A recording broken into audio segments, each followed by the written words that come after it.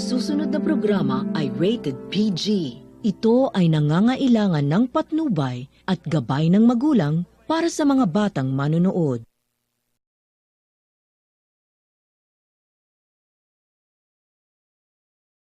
Sa ilalim ng reformang buwis ng Administrasyong Duterte, bababa na ang personal income tax at tataas ang take-home pay ng karamihan sa mga manggagawa. Pero kasabay nito, tataas naman ang buwis sa ilang pangunahing bilihin, pati na ang presyo ng petrolyo. Ano nga ba ang epekto ng tax reform law sa inyo? Tatalakayin natin, kasama natin si Mark Joseph Fernandez, founder ng Finance PH Financial Advisors. Isa siyang CPA o Certified Public Accountant.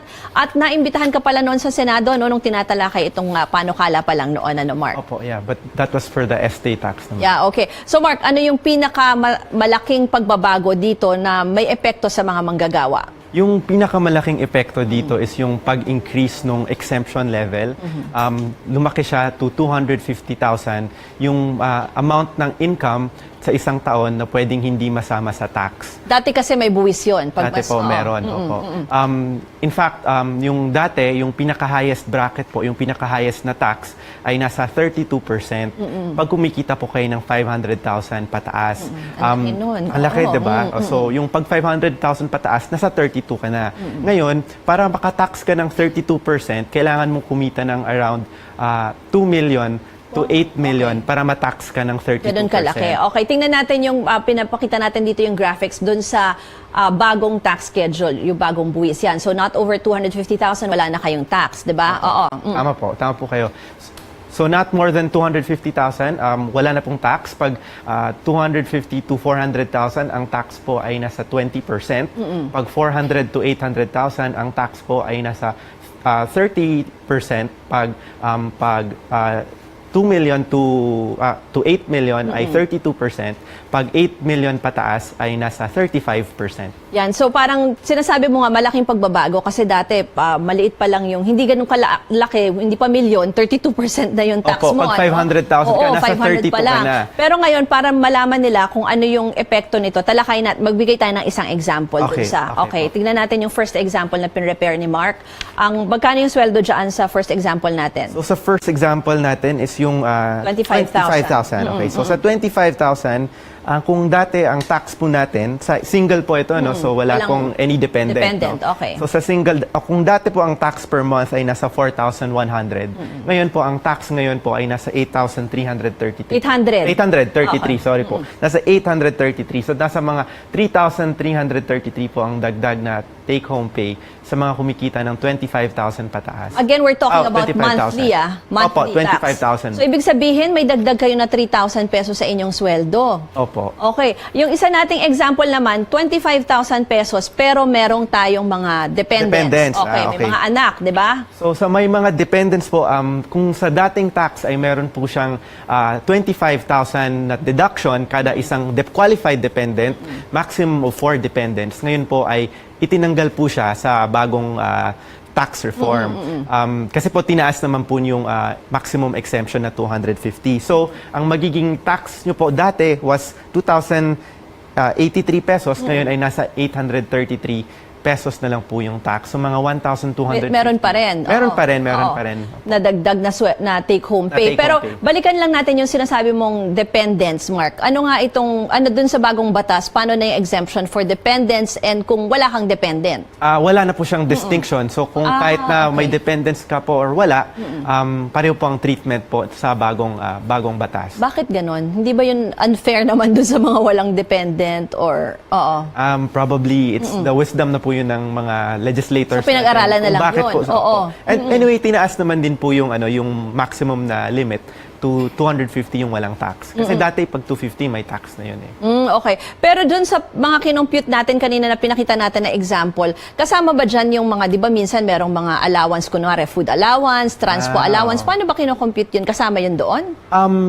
Hindi pa po yun kasama. So sa batas may tinatawag po tayong de minimis benefits. Ito po yung mga rice subsidy, Yes, laundry allowance, medical allowance. Marami po yun. So may limit po yun na nakasulat po sa batas kung magkano lang po yung maximum na pwedeng i-claim Na hindi tataksan. na itatax. Pag sumobra po yun yung i-claim nyo na doon sa nakasulat sa batas, masasama po siya doon sa 90,000 na limit. Di ba po pag dati yung mga Christmas bonus, mga 13th month pay, nasa 82,000 yung maximum na limit na hindi matatax. Ngayon po, nasa 90,000. So pag sumobra po doon yung de minimis benefits, doon sa nakasaad sa tax code, yung mga rice subsidy, pag sumobra doon po natin ilalagay doon sa 90,000. Pag sumobra ng 90 yon, doon lang tataksan. doon lang siya matatax. Pero ibig sabihin dito, hindi lang to yung, di ba tama kino-compute yung 90,000 for the whole year, di ba? Opo. So ibig sabihin kasama yung Christmas bonus, yung sinabi mong rice 13th month pay, allowance. 14th month pay, yung mga rice allowance, yung mga clothing allowance, lahat na yon, hindi siya kasama muna sa 90,000. Kasama lang siya pag nag-exceed siya dun sa limit na nakasaad dun sa batas. Tapos doon na siya tataksan. Doon lang siya Okay. At tapos balikan na lang natin yung isa pa nating example naman na 50,000 yung salary. Yung Opo. computation natin sa 50,000 na salary. Okay. So sa 50,000 po, kung ang dating tax nyo po ay nasa 11,666, ngayon ang magiging tax nyo po ay nasa 6,666. So mga 5,000 pesos din po yung additional take-home pay. Paano kinompute yan, Mark? Okay. So bale yung 50,000, ang basis ko po dito ay hindi ko na po sinali yung mga PhilHealth. Ang basis ko po is yung 50,000. Net na po yun ng mga PhilHealth, yung mga deduction. So, Okay. 50,000 times 12, nasa 300 po.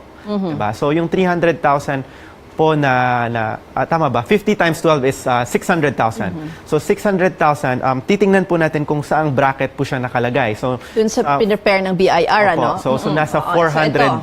Opo, nasa 400 but not over 800 po ang 600,000. So, bale, yung 200,000, yung excess nung 600,000 is 200,000. So, yung 200,000, yun po yung masasubject nung tax na 25%. Oo. So, balikan natin yung So, 50,000. Kaya ang computation mo dyan, 6,666. So, 25% nung excess nung 400,000 plus yung 30,000 na nakasulat doon. so talagang medyo malaki rin for someone who earns 50,000. Medyo malaki rin yung matitipid na 5,000 pesos, ano? Medyo malaki din po. Opo. Pero kailan natin mararamdaman yung ganyang changes at yung additional take-home pay ng mga manggagawa, Mark? Effective po yung batas ng January 1, 2018. So, asahan po natin sa next cut-off natin ay magre-reflect na po yung mga bagong changes na yan. Okay. What's your take lang dun sa, kasi sinasabi nga nila na kahit nga tinaas mo yung mga exemptions, tataas yung take-home pay, medyo marireflect siya kasi may pagtaas naman sa presyo ng petrolyo na parang magkakaroon daw ng domino effect sa sweetened drinks.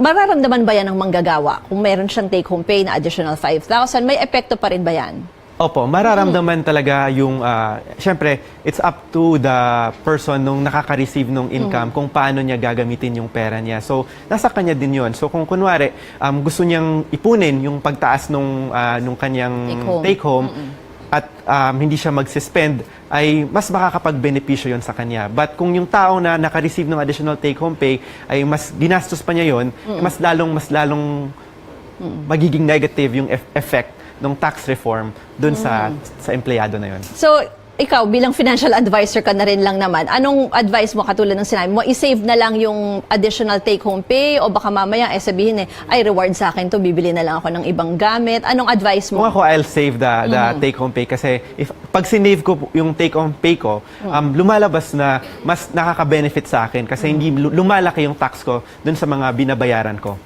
Kasi kung gagastusin ko yung take-home pay ko na na-save ko, lalaki din yung tax ko kasi binawi naman doon sa spending ko. Pero yung isa pang factor dito, may epekto rin ba to doon sa mga self-employed? Yung mga ganitong klase yung mga self-employed, pagbabago ng taxes? actually, napakagandang balita po sa mga self-employed at yung mga business owners na mga tinatawag na sole proprietorship. Hindi kasama dito yung mga corporation. No? Sa mga self-employed, meron tayong tinatawag na gross self-employment tax or gross tax na 8%. Ibig sabihin, kailangan lang imumultiply mo kung magkano yung kinikita mo, imumultiply mo lang siya ng 8%, yun na yung tax mo. So that will result to lower? Yes, lower definitely. Dati kasi, Dati kasi, ginagamit pa rin natin yung same tax table kung ano yung ginagamit ng mga empleyado. Ngayon, ang ginagawa ng ngayon is pag less than 3 million yung kinikita mo as self-employed, either kunwari, you're a lawyer, Yes. you're a Mga professionals, doctor, yung mga talents, or you have a ganyan. business, Oo, pero yes. sole proprietorship, hindi corporation, 8% na lang po yung magiging tax mo doon sa... Kasi dati depende sa bracket nung kinikita mo kung Yes. magkano yung tax. Yeah, oo. Depende sa bracket based on net income. Yes. Pero ngayon, hindi na based on net income, gross income na, pero 8% na lang. So mas mababa nga Mas definitely. mababa siya kung wala kang masyadong expenses. Okay, Mark, kung gusto ka nilang makontak, saan ka pwede? Website? or Just go to www.financeph.com. May mga seminars po kami sa mga tax, mga bagong changes ng tax na sa website po namin sa www.financeph.com. Okay, marami pong salamat kay Mark Joseph Fernandez, founder ng Finance PH Financial Advisors.